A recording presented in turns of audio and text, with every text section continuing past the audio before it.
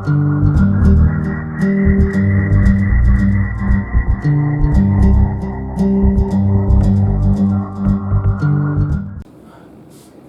is our example number 2.5. Determine the electrostatic potential energy of a system consisting of two charges 7 microcoulomb and minus 2 microcoulomb placed at minus 9 centimeters 00 and 9 centimeters 00 respectively. तो part A में इन्होंने क्या कहा है? Part A में इन्होंने कहा कि भाई दो चार्जेस है और दो चार्जेस रखे हुए हैं एक एक्सिस पे, एक्स एक्सिस पे, और एक्स एक्सिस पे रखे हुए मुझे कैसे पता चला? उन्होंने कोऑर्डिनेट्स दिए हैं माइनस 9 0 0 और यहाँ पे प्लस 9 0 0, दो चार्जेस रखे हुए हैं। चार्जेस की वैल्यू क्या है? चार्जेस की वैल्यू है यहाँ पे प्लस 7 माइक्रोकूलम, यहाँ पे चार्ज रखा हुआ है माइनस 2 माइक्रोकूलम। सो ये चार्जेस रखे हुए हैं। अच्छा, यहाँ पे बीच में कोई सेंटर पॉइंट होगा 0। अब मुझे और एक्सिस बनाने की जरूरत नहीं है क्योंकि ये सिर्फ एक्स एक्सिस पे ही रह रहे हैं, ठीक है। लेकिन यहाँ पे कोई पॉइंट होगा बीच में 0। अगर मैं टोटल डिस्टेंस देखूं तो ये है 18 सेंटीमीटर, ठीक है। सो ये नॉर्मल चीजें हैं।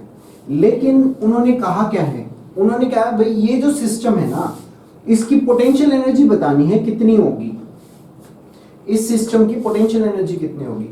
अब एक बात ध्यान दीजिएगा यहाँ पे कि पोटेंशियल एनर्जी इसकी सिस्टम की निकालेंगे कैसे?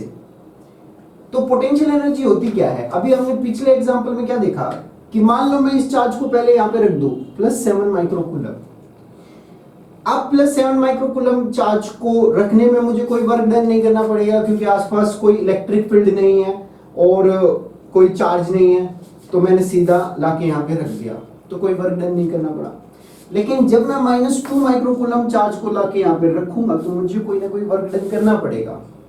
और अब जो मैंने वर्क डन किया है वो वर्क डन ही टोटल क्या हो जाएगी इसकी पोटेंशियल एनर्जी। तो जो वर्क डन मैंने इस चार्ज को लाने में और इस अरेंजमेंट को बनाने में किया है वही पोटेंशियल एनर्जी होती है जो कि इस सिस्टम में स्टोर हो जाती है। सिंपल। अब जरा देखिएगा, तो यहां पे इस अरेंजमेंट के लिए वर्क डन कितना किया है वो देखना चाह रहे थे। सो लेट अस सी। अब work done in bringing this charge, मैं मान लेता हूं इस पॉइंट को A, इस पॉइंट को B। Work done in bringing this charge कितना होगा? 0। पिछले एग्जांपल से देख के आए हम, ठीक है। तो यहाँ पे कोई वर्क डन करना नहीं पड़ेगा। लेकिन मान लो अब मैं सेकंड चार्ज इंफिनिटी से माइनस 2 माइक्रोकूलम को लेके ला रहा हूं और B पे रख रहा हूं, तो मुझे वर्क डन करना पड़ेगा कितना? वही Q इंटू V। Q क्या है यहाँ पे? Plus 7 microcoulomb. Okay, what is V? V कितना है? अब V इस 7 माइक्रोकूलम चार्ज की वजह से यहाँ पे कितना होगा ये हमें निकालना पड़ेगा। अब आप देखिएगा ये यहाँ से यहाँ की दूरी कितनी है? 18 सेंटीमीटर। तो 18 सेंटीमीटर दूर मैं पोटेंशियल B पे निकाल रहा हूं, तो कितनी आएगी? ये आएगी प्लस 7 माइक्रोकूलम। अच्छा, एक चीज यहाँ पे मैंने गलत लिख दिया, ये Q वर्क डन, क्योंकि मैं इस चार्ज का देख रहा हूं, इस चार्ज को लाके रखना है, तो ये वाला चार्ज होगा माइनस 2 माइक्रोकूलम, ठीक है। और वर्क जो पोटेंशियल होगी इस चार्ज की वजह से होगी प्लस 7 माइक्रोकूलम की वजह से। सो देखिएगा पोटेंशियल यहाँ पे कितनी होगी? प्लस 7 माइक्रोकूलम अपॉन में 4 पाई एप्सिलॉन नॉट। कितना डिस्टेंस है? 18 सेंटीमीटर। तो 18 सेंटीमीटर को मीटर में कन्वर्ट कर लेता हूँ, 18 into 10 to the power minus 2 metre. So this is the work done V।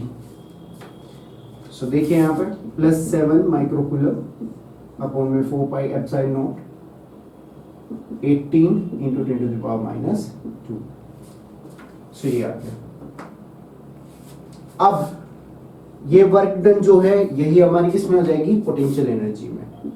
अब ये वर्क डन कितना आ रहा है इसको भी सोल्व कर लेते हैं। माइनस 2 माइक्रोकूलम को मैं कन्वर्ट कर लेता हूँ minus 2 into 10 to the power minus 6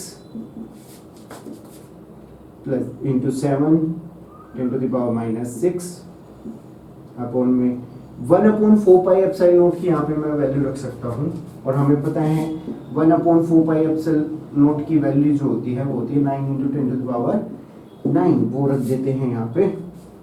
सो वो वैल्यू भी मैंने यहाँ पे पुट कर दी 9 × 10⁹ अपॉन में 18 × 10⁻²। सो दिस इज 9, 2 पे चला जाएगा ये, यहाँ से 2 से 2 कैंसिल, -2, अगर मैं -2 को देखूँ तो यहाँ पे ये -4 आ जाएगा कट करके। -6 + -4 कितना हो जाएगा, ये हो जाएगा -10 + 9 -10⁻⁻1 बचेगा। अब 7 यहाँ पे है और माइनस का साइन था तो ये आ जाएगा -7 × 10⁻⁻1 जूल, और मैं इसको सिंपली लिख सकता हूँ -0.7 joule.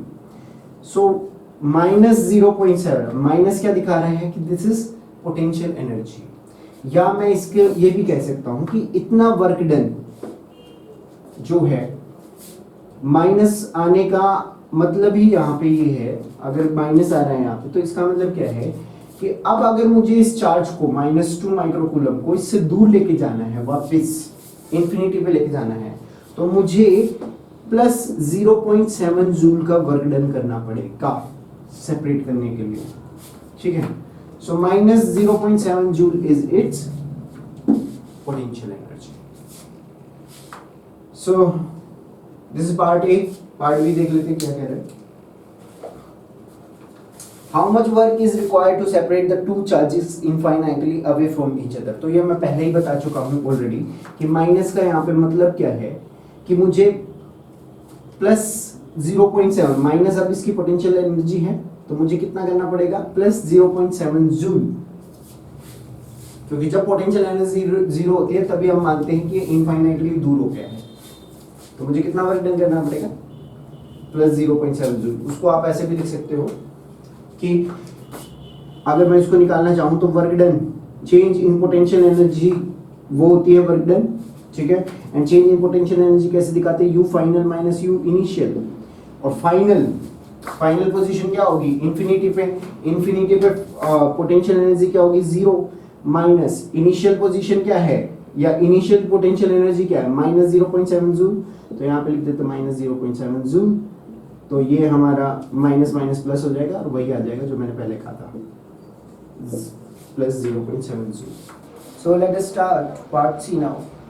Suppose that the same system of charges is now placed in an external electric field E is equal to A 1/r².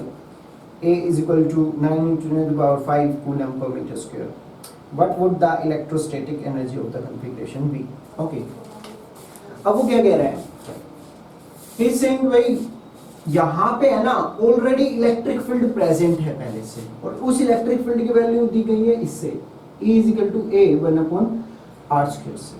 Okay, दूसरी बात ये है कि अब वो आपसे पूछ रहा है कि अब टोटल सिस्टम की पोटेंशियल एनर्जी कितनी होगी, ठीक है। सो लेट अस सी, तो टोटल सिस्टम की पोटेंशियल एनर्जी कितनी होगी वो किस बात पे डिपेंड करेगी। अब देखो, मान लेता हूं मैं सिर्फ यहाँ पे इलेक्ट्रिक फील्ड है, और इलेक्ट्रिक फील्ड होने के बाद पहला चार्ज मैं +7 माइक्रोकूलम लेके आ रहा हूँ, जो कि सेंटर से -9 सेंटीमीटर की दूरी पर है, ठीक है।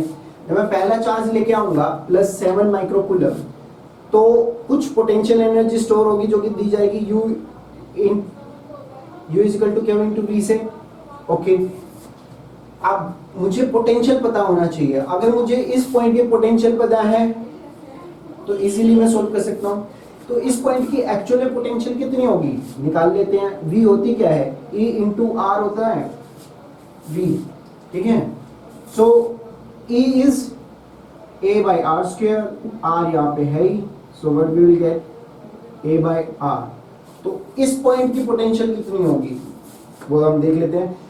सबसे पहले +7 माइक्रोकूलम, तो यहाँ पे लिख देता हूँ 7 × 10⁻⁻6 कूलम V। अब V की वैल्यू मैं यहाँ से निकाल सकता हूँ। A कितना है, 9 × 10⁵, 9 × 10⁵ कूलम पर मीटर स्क्वायर, अपॉन में R की वैल्यू कितनी है 9 सेंटीमीटर। तो माइनस लूँ या प्लस लूँ, है ये -9 सेंटीमीटर 0 से, लेकिन मैं लूँगा यहाँ पे प्लस, 9 इंटू 10⁻⁻2 मीटर, सेंटीमीटर को मीटर में भी चेंज कर दिया। अब सबसे ज़्यादा क्वेश्चन ये उठता है स्टूडेंट्स का कि मैंने यहाँ पे माइनस क्यों नहीं लिया। देखो माइनस ना लेने का सिंपल सा एक रीज़न है, वो ये है कि v is a vector quantity, जो पोटेंशियल होती है किसी भी पॉइंट की, that is a vector quantity, sorry गलत बोल गया मैं, v is a scalar quantity, ठीक है। जो पोटेंशियल होती है वो क्या होती है, वो एक स्केलर क्वांटिटी होती है। अगर v is a scalar quantity तो इसका मतलब डायरेक्शन का कोई फर्क पड़ नहीं रहा, और डायरेक्शन को कोई फर्क पड़ नहीं रहा तो -9 और +9 इससे कोई फर्क नहीं पड़ रहा, ठीक है। तो r को मैं किस में लूंगा, मैं डिस्टेंस में लूंगा, तो इसीलिए मैंने यहाँ पे +9 लिखा है। अगर वहीं पे इलेक्ट्रिक फील्ड होती, क्योंकि electric field is a vector quantity और डायरेक्शन से फर्क पड़ता है, इसलिए मैं r को -9 लेता तब। तो यहाँ पे क्या था, यहाँ पे पोटेंशियल है, इसलिए मैंने r को क्या लिया, प्लस लिया। सो ये कितना आ जाएगा, ये आ जाएगा u, यहाँ से आप कट कर सकते हैं and then you will get, ये हो जाएगा 57, तो 70 जूल के करीब आ जाएगी यू, ठीक है। अब देखो यहाँ पे मैंने इस चार्ज को रखा है, सिर्फ अभी पहला चार्ज रखा है, जैसे मैं इस चार्ज को रखूंगा तो इसकी पोटेंशियल एनर्जी कितनी हो गई अभी, 70 जूल। अब मैं दूसरे चार्ज को ला रहा हूँ, दूसरे चार्ज को जब लाऊंगा तो यहाँ पे पोटेंशियल कितनी होगी उससे फर्क पड़ेगा, और कितनी आएगी पोटेंशियल एनर्जी वो भी देख लेते हैं। सो उसी फॉर्मूले को लगाएंगे, v इज इक्वल टू, इसको मैं 2 लिख लेता हूँ, इसको 1 लिख लेता हूँ, कितना आएगा Q इंटू वी, और Q कितना है -2 इंटू 10⁻⁻6 कूलम। v इस पॉइंट के भी v वही होगा क्योंकि फर्क तो पड़ नहीं रहा, +9 -9 से, तो ये वैल्यू आ जाएगी as it is 9 into 10⁵ upon में 9 इंटू 10⁻⁻2 मीटर, ओके। सो यहाँ पे मैं जब कट वगैरह करूँगा, so what I will get it -20 joule. So ये आ गया हमारी U2। लेकिन अभी हमारा काम खत्म नहीं हुआ। अब आप देखिएगा पोटेंशियल एनर्जी एक और चीज से आएगी। अब मान लो जब मैं इस -2 कूलम माइक्रो कूलम के चार्ज को लाके यहाँ पे रख रहा हूँ, तो मैंने वर्क डन किया, एक तो इलेक्ट्रिक फील्ड जो यहाँ पे ऑलरेडी प्रेजेंट थी उसकी वजह से, और दूसरा वर्क डन किया इसके अगेंस्ट जो +7 माइक्रो कूलम का चार्ज है। +7 माइक्रो कूलम का चार्ज की वजह से भी तो यहाँ पे कुछ ना कुछ पोटेंशियल बनेगी, और जब पोटेंशियल बनेगी तो कितनी पोटेंशियल बन रही है इसकी वजह से, और इन दोनों की वजह से कितना पोटेंशियल एनर्जी आएगी वो भी हम निकाल सकते हैं। तो ये हमने पहले ही पार्ट में निकाल लिया था। तो इन दोनों की वजह से जब ये एलोन थे तब हमारा सिस्टम में, टोटल सिस्टम में कितनी पोटेंशियल एनर्जी थी, तो वही पोटेंशियल एनर्जी सेम रहेगी, आप कैलकुलेट करके देख सकते हो दोबारा।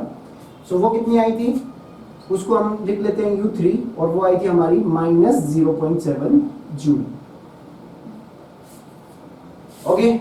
नाउ अब हम क्या करेंगे, टोटल पोटेंशियल एनर्जी निकालने के लिए U is equal to U1 plus U2 plus U3, और वैल्यूज रख देते हैं। जैसे मैं वैल्यू रखूंगा यहाँ पे 70 joule, then -20 joule, then -0.7 joule, and this will get to your answer. ये आ गया 50 and then 49.3 joule. That's it, simple question.